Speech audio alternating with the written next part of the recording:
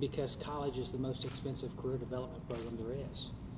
College is extremely expensive, and we do not need to be sending a majority of our students off to college without a clue of what they want to do with their lives. And also, when you link what a student's learning academically to a specific occupation or a career, or as to how that academic standard applies, students see the relevance. We have more students today than ever before that are saying, why is this important? Why do I need this? And if you can link that learning to an occupational skill or a career, then students do see the relevance. Dalton, the Dalton area has just done some phenomenal things over the years. They've been outside the box thinkers for quite some time. We've spent some time over at the Shaw Training Facility this afternoon, and that's just a phenomenal example of the community coming together to provide some post-secondary training and education for students that hasn't been available historically. Learning about the Little Bloomers program that Dalton has done in the past, and the outside-the-box thinking that they've done with that, and the fact that that was funded completely locally. Dalton just has a history of doing things, and this career academy.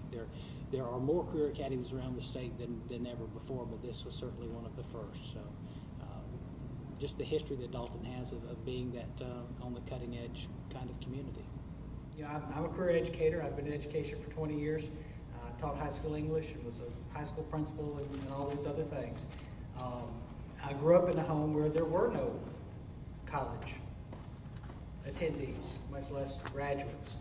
I was a first generation graduate, but I also grew up, seeing my dad who could do anything. He laid concrete at Hartsville Airport. He worked on the first C-5A at Lockheed.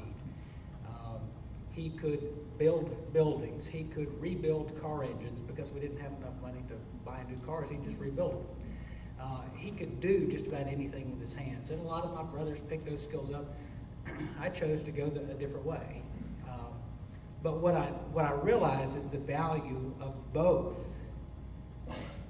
academic skills and technical skills from the perspective of, and this is the way I like to explain it, my undergraduate degree is from Berry College.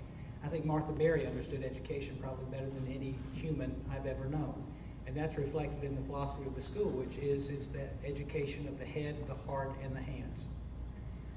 We have focused pretty much all of our efforts on educating the head.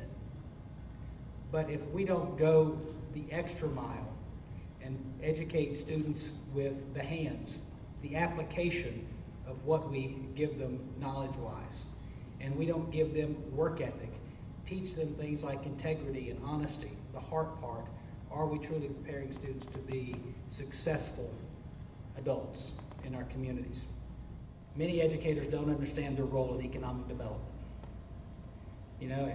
We're passionate about kids, we're passionate about our subject matter, and we want to teach children. But the other piece to that is education is probably the #1 economic development tool that any community has. Because if you can't provide an educated, skilled workforce, you're not going to be able to get business and industry into your community. And if you can't provide a quality school system, they're not going to want to come there because their employees won't have a place to send their kids to school. Okay? So that's the strategy. Initiative 1, develop and implement career pathways that align to the needs of business and industry. Initiative 2, increase the number of students graduating with an industry credential. And Initiative 3, transform work-based learning opportunities. Too many of our students don't have the opportunity to experience the world of work before they leave us. What I would really like to see happen, and we'll see if it gets there, but within every one of those pathways, there be a work-based learning experience for every student. It could be a job shadowing experience. It could be an internship. It could be a co-op type of situation. But that's where, again, we need business and industry partners to be at the table with us to provide those opportunities.